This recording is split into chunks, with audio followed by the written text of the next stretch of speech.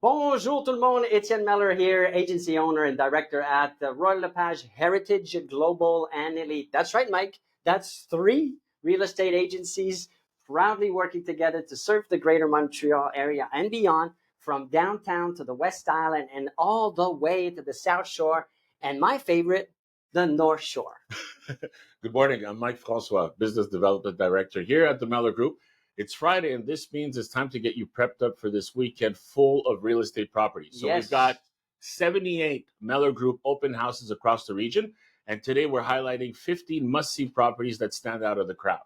So before we begin, let's talk about open house etiquette. Now, Yes. whether you're a serious buyer or just getting started, even curious neighbor, you have to behave accordingly when you're visiting an open house. So it affects the agents.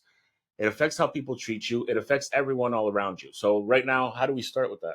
That is absolutely correct, Mike. I want to talk about the do's and the don'ts when you go to an open house. Number one, in the do section, sign in respectfully. Always sign in when you enter the house, even if you're just browsing. It's courtesy to the seller. Put yourself in the seller's shoes. If that was your property that you were selling, you would like to know who's coming in, who's not, who's there. Who's looking at my beautiful property. For an extra little bonus tip, if you're working with a broker, mention their name during the sign-in. This is going to be way easier for follow-ups, for questions, to make sure that we addressed any of your questions or follow-up, or like I said, questions and follow-up. That's pretty much what you're doing. The don'ts now, Mike, very important. The don'ts: don't bring a large group unannounced. If you have more than 2-3 people with you, maybe a spouse, a child, or two, it becomes a bit intense.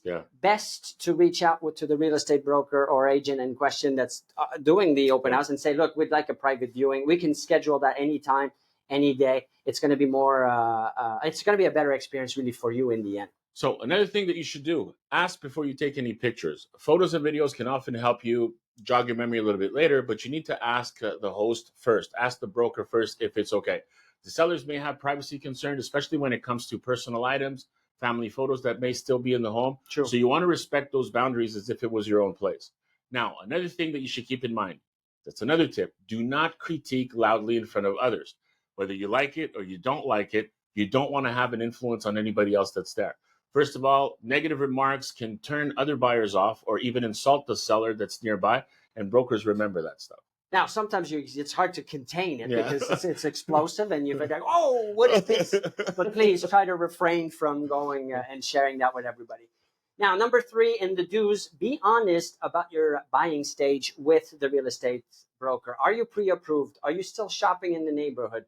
What's your timeline? Are you buying this weekend because you've made up your mind that this is the proper house? Let the agent, the broker know. You'll get better advice, a tailored follow-up based on your timeline. Plus, they may even share extra insights that you wouldn't get if you were just, pretending to just be browsing. So, finally, I got an extra tip, if I may, Mike, for those real estate agents, brokers watching right now. Create a mobile-friendly experience for your open house. In today's market, you have to make it easy for guests to engage. So use, example, a QR code. Put it at the front. That's a very good idea. It's a fantastic idea. You know who told me that a long time ago? One of the other owners of another agency. Great guy.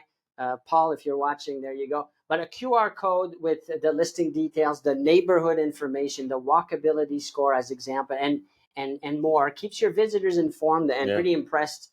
It makes you stand out from the competition, as well as you can connect your QR code, the information, to your smart CRM with artificial intelligence, so you can automate some sequence, some workflows. I can give you some ideas. If you're interested in finding out more how I use the QR code and the power of artificial intelligence in real estate, please reach out, DM me. It'll be my pleasure. Now let's jump into our properties that are available this weekend. So we're taking to urban homes with character and convenience. Now, these urban listings combine character architecture with smart layout. So that's whether it's a rooftop view, a beautiful brick triplex. Here are a few open houses that you need to see this Sunday from 2 to 4. Now, this project, beautiful project. I had the chance to go see it. High-end, everything in there, from the moldings, the door, every little detail has been thought out. If you want luxury, if you want that lifestyle, look at the picture. It's beautiful. You have to go check that out, Mount Royal Avenue. Now let's move to the Plateau Montreal with Benjamin. Beautiful property here. Look at those pictures. Look at those floors. Beautiful. The style. I mean, this talk about lifestyle right there. Red Path now, Ville-Marie, top floor with private balcony near McGill, downtown life. That's house, a nice one. That blew my mind. I also had a chance to go see colonial style. If you want, but not inside though, completely redone from A to Z. The highest quality of everything is in that property. Beautiful. Now let's move to Lucien Timmins and Ville-Saint-Laurent. Beautiful project with Camellia Fati. Right now they've got a corner unit available with large windows, excellent access to transit. After that, we'll move to Nuns Island, Verdun. Townhouse style with layout with private outdoor space with parking in proximity. Again in Verdun, we have an updated semi-detached home with sun-filled kitchen and fenced backyard. So now let's look at smart shopping. When you're comparing a modern home compared to traditional homes. So when it comes to buying a home, one of the most common questions is this: do I go for something that's more modern, more new, or do I go for something classic? So it's really something that comes to your own taste, and to find out that there could be differences between one and the other. So today we've got 3 tips to help you compare properly. Let's start with tip number one. Tip number one, evaluate the cost beyond the listing price. A brand new home may come with a higher asking price, but usually has fewer maintenance needs in the short term. Could be roof, HVAC, plumbing, as example. Yeah. They're all new, or they're supposed to be all new. On the flip side, an older home often has more space, charm for the price, because at the time the cost of building was different. But watch out for those older systems that may require updates in the next 5 years, 10 years, and so on and so forth. Obviously, you're always well guided when you're with a real estate broker with experience. He or she will make sure that there's a pre-inspection done before you end up with the property. So your offer is conditional on that. But these are things that you need to consider before going and shopping for a house. 100%. Let's take an example here. You see it on the screen. Brand new or newer, I should say. Yeah. Versus another property. These properties you can go see, and this one has a bit more charm, traditional. Well, not more. I wouldn't use the word charm, but it's got a bit more life into it. It's been there for a few more years. Let's put it that way. But you see the difference that you can get for the price, for the area too. Obviously, that has to be taken into consideration. And also, it depends on your style too, because some people, would want something that's maybe more contemporary, as opposed to somebody who wants something that's more classic or more traditional. So, depending on your taste as well, that might also influence your decision. Yeah. Now, the second tip, you want to compare layout flexibility and functionality. So, new builds often offer open concept designs, energy efficient, but smaller bedrooms. So, they're built with today's lifestyle in mind, with big open spaces, bigger kitchens, large dining, play areas, but smaller bedrooms and offices.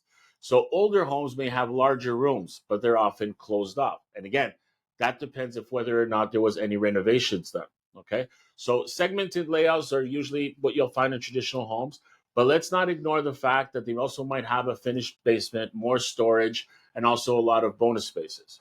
Let's look at some examples right now. Exactly. So right there on Randall is a perfect example of both worlds. So we're looking at classic in structure, but you're looking at a 4-bedroom, 2-bath, upper-level triplex in the heart of NDG. So it offers about 1,300 square feet plus. So something new build condos might not offer. So tip number 3 now, when considering new versus resale, don't underestimate lifestyle and neighborhood vibe. Think beyond the walls. New builds, not always, but sometimes, are often in developing areas with potential growth, but fewer features nearby. Traditional homes may be in a better walkable neighborhood, established neighborhoods with more mature trees, cafes, schools, and so on and so forth. So an example of that right now, these are homes you can go see. We're looking at 2 walk scores right now. New projects in Laval is at 54. And then you've got another property here that's in the heart of Avenue du Parc, in Mount Royal, and it's 99 walking score. So things to consider if that's important for you. Well, a resale home might have, or a condo might be in a better location for walkability. So to recap, whether you go modern or classic, there's nothing wrong with any of the two. It all comes down to your lifestyle, your budget, your vision. The right home fits both your needs now and your plans for the future. So now let's head out to some new properties for people who want space, privacy, or land. So whether you're looking for more square footage, a yard for the kids, or just a room to breathe, these next homes offer exactly that and more. So all these properties are open this Sunday from 2 to 4, except for the property located on Walpole that's going to be in Mont Royal this weekend, which you can visit on Saturday from 2 to 4. So right now we can start with Pierrefonds Roxborough, where we have a recently renovated with large fenced backyard and move-in ready interior. Beautiful home. After that, you've got Mont Royal. So that's open on Saturday. That's the one we talked about earlier on Walpole. So it's a classic detached property on a quiet street. Beautiful landscape, full of charm. Then we've got Ormstown County. We're talking about country living at its best with large lot, wraparound porch, and serene views. I don't know about the county part because we're in Montreal. There's no counties here, but I know it's got that vibe though, and I agree with you. We could have added that word. Let's go down to Brownsburg, Chatham. This is near Les Chutes. It's near Oka. That's where I grew up. So this is a beautiful waterfront property under 400,000. Go make sure you go check this out on Sunday between 2 and 4. Before we end our live, here are a few more quick tips, whether you're first-time buyers, investors, or you're just exploring. For buyers, write this down.